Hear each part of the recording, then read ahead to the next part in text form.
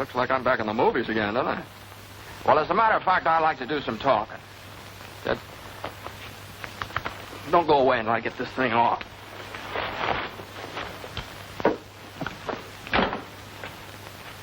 Now, it isn't as if it was a chore for me to talk to you because I want to speak on my favorite subject, the Army Air Forces.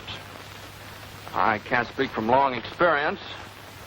I've only been in the service a year, but I've learned a lot about what the Air Forces have to offer. That's what I want to talk to you about. Right now, the greatest mass mobilization in the history of the world is taking place.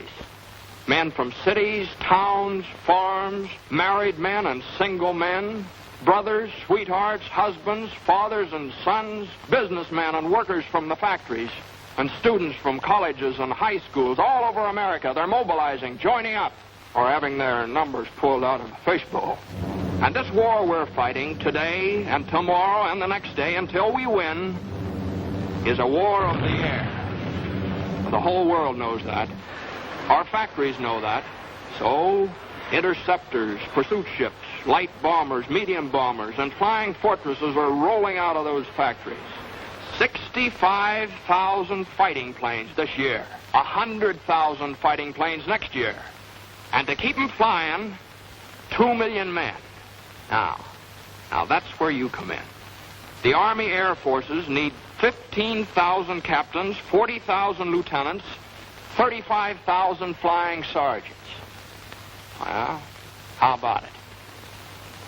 Well, let's talk it over. Now, make no mistake about this thing, fellas. We're all going to be in this war soon, sooner than a lot of you realize. And nearly all the officers of this great Army Air Force that they're building today are going to be drawn from the ranks of you men, from high schools and colleges, those who join as aviation cadets now. Well, now, before I go any further, are there any questions? Yes, sure, I've got a question. Okay, shoot. Well, I'd like to join up, but I've got about a year of college left, and I'd kind of like to get that diploma. Well, why not? The Air Forces want you to get your diploma. Fellows like yourself, either in high school or college, can enroll in the Air Force Reserve. Continue with your studies, and at the end of the term, or when you get your diploma, you'll be taken in as a regular cadet, if you pledge now. Well, thanks. Okay, don't mention it. Hey, I'd like to make the Air Force, but I'm no brainstorm. My grades aren't exactly what they should be. I hear it's tough to get in. Not anymore, it isn't. And that blocked letter you're sporting, that tells me a lot.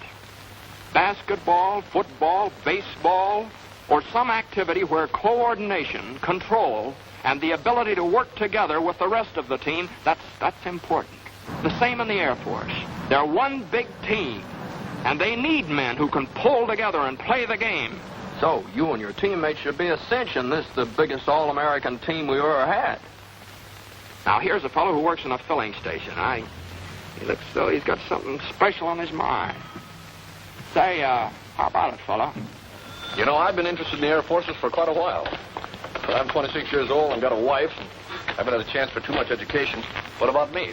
Well, from where I'm standing, you look like you're ready to sprout wings any minute. Wait a minute. You see, formal education is no longer a basis for determining a man's intelligence in the Air Forces. And married or not, you'll receive $75 each month while training, and board and lodging, and all the necessary uniforms and equipment.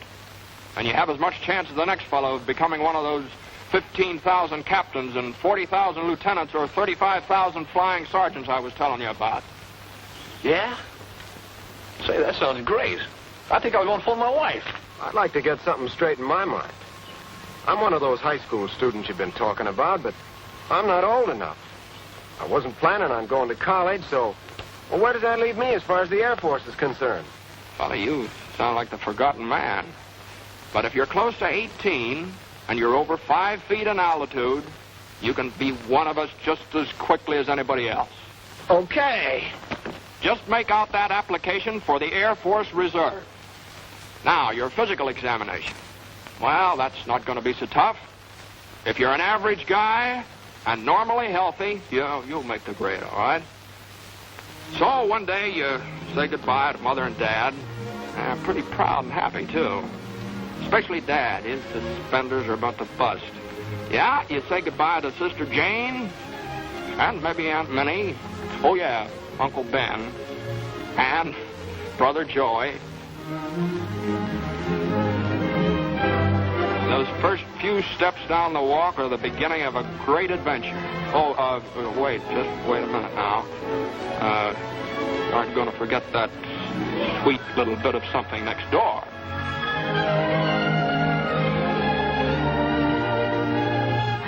And you're on the train with a lot of other fellas. Probably many from your own school or neighborhood. Oh, yeah, I forgot to say, Uncle Sam bought your ticket. And your destination reads any one of a number of reception centers, maybe in California, maybe down in Texas. It's here that lasting friendships are made because you and your teammates are aiming for the same goal. That big, beautiful, wonderful V that spells victory. And now it begins. Now, here's a sort of a composite picture of what happens to you in the first few weeks of your aviation cadet training. You find your room, meet your roommate, get a haircut, Army style, and try on a new pair of shoes and a new uniform that really fits. Then, time to eat. Those chops are on the fire. Eat with a few hundred other guys just as hungry as you are. In ground school, officers with years of experience patiently explain what makes them fly. And then one day, when class is over, you get all rigged out in what the well-dressed birdman will wear. You feel like quite a guy as you meet your flying instructor. But always in your memory will be the thrill of that first beautiful morning when you took off for the first time. Now, what you're going to see next isn't considered exactly a part of the regular training course. But you're a chump if you don't include it in your curriculum.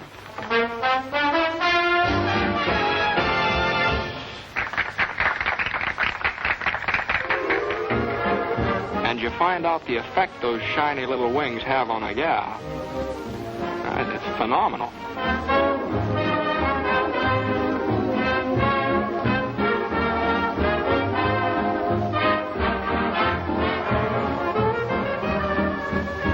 And now, mister, take the air. And he did.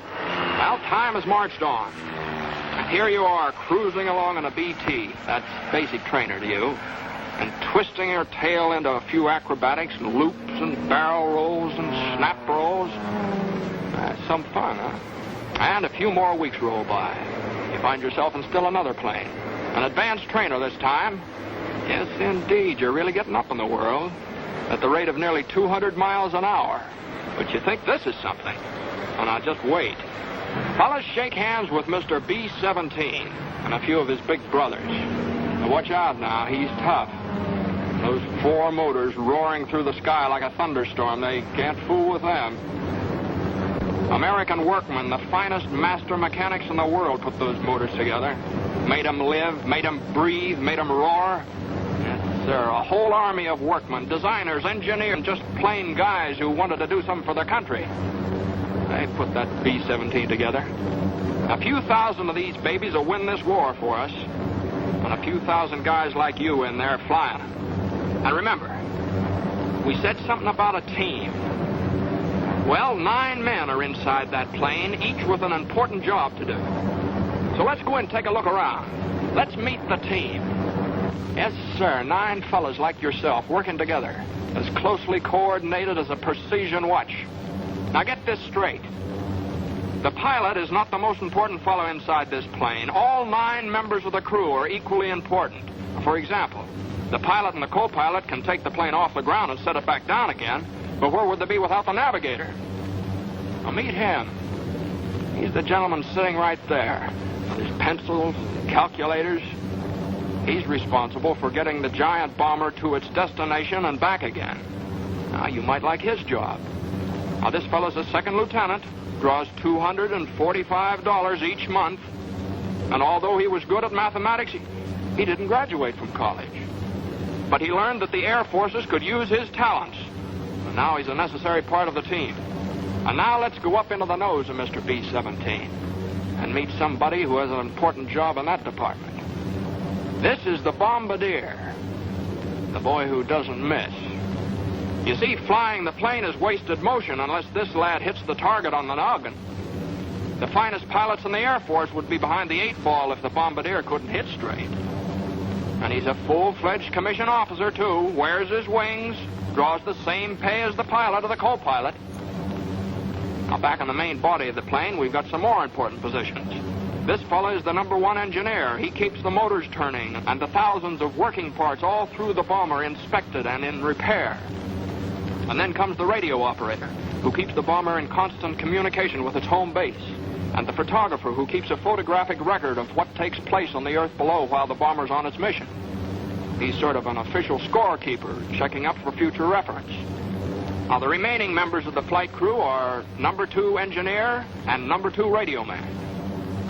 So you see, being in the Air Forces isn't all piloting, or all navigating, or all bombardiering. It's teamwork. And each member of the team is just as important as the next one. Now listen, it takes 38 men on the ground to keep this bomber in the air. So let's go downstairs and meet the ground force. Jobs? Why, there's one to fit every kind of fellow who wants to play on this all-American team. Meet the armament officer. Now, he's in charge of 12 bombers, more or less like the one we just looked over. It's his job to see that the bombs are loaded and the machine guns, and a general all-around checkup. See that bar on his shoulders? He ranks just the same as the pilot or the co-pilot or the navigator or the bombardier. And to get this fellow's commission, a little engineering or physics in college would be a great help. Flight plane willpower after departure. And there's a fellow whose job takes a back seat to nobody, the communications officer. Those bombing and fighting planes up there, they depend on his work. He's part of the team. And how does a fellow get a sign like that on his door? Well, engineering officer Captain C.D. Burns had 3 years of college. He studied aerodynamics, and those qualifications quickly awarded him his commission. He's in charge of all mechanical details and has a full crew of technically trained enlisted men to supervise. Now, another opportunity for you specially minded fellows is to be a meteorologist. If you do, you'll be assigned to a post where all military missions will be guided by your reports. Yep, and you'll get those gold bars, all right, after 30 weeks free training in some leading technological institute. Photographers and chemists. Well, there's a spot for you on the team. In charge of one of the hundreds of fixed or mobile photographic laboratories the Air Force must have. Now, this job, too, gets you a commission as an officer. So, whether you're flying a plane as a pilot or a co-pilot, charting its course as a navigator, acting as bombardier, or in any one of the many technical jobs in the air or on the ground, wherever it is in the United States Army Air Forces, you're part of a team. Now, remember that. So listen to the roar of those motors, young men of America, and heed their call. Soon the skies will be filled with the greatest air armada the world has ever seen. Our own Army Air Forces. The best planes ever built. 65,000 planes this year. 100,000 more next year. That's why we'll lick the Axis. And that's how we'll lick the Axis. Your commission in the Air Forces is waiting. You don't have to have a diploma to become an officer. Join now on the enlistment reserve basis. And then finish your present school or college term before you're called upon for actual duty. If you're between the ages of 18 and 26, with a good bill of health, you can make as high as $245 a month, and with a bonus of $500 for each year of service in the Air Forces.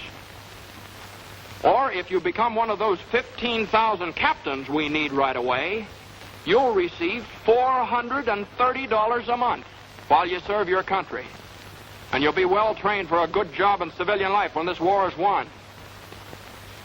Now, here's another thing. It's kind of hard to explain, but believe you me, it's important.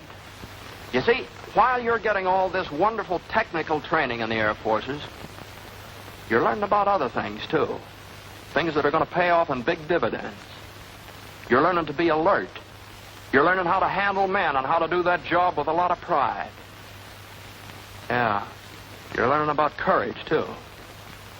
But you'll know what I mean, and I hope soon, because the Air Forces are proud to think that you might be with them. And by the time you finish your training, America will have overwhelming superiority in the air. You see, the way the Air Forces feel about it, They're fighting and they're flying for the safety of our people at home, our mothers and fathers and our sisters and brothers. And to keep the terrible war of destruction that swept Poland and Belgium and Holland and blasted homes of good people in London and Coventry and maimed hundreds of innocent women and children in Nanking and Burma and Bataan Peninsula and Pearl Harbor. To keep that war from our own shores, our cities and our homes. The roar of 100,000 motors sing their song, and theirs is a song of freedom. And their wings outstretched in the cause of decency. And each spinning prop drones in vengeance against those who would destroy our way of life. But somebody's got to fly it. A lot of somebodies have got to fly it. Now, this is your place. This is where you'll serve America best. Young men of America, your future's in the sky. Your wings are waiting.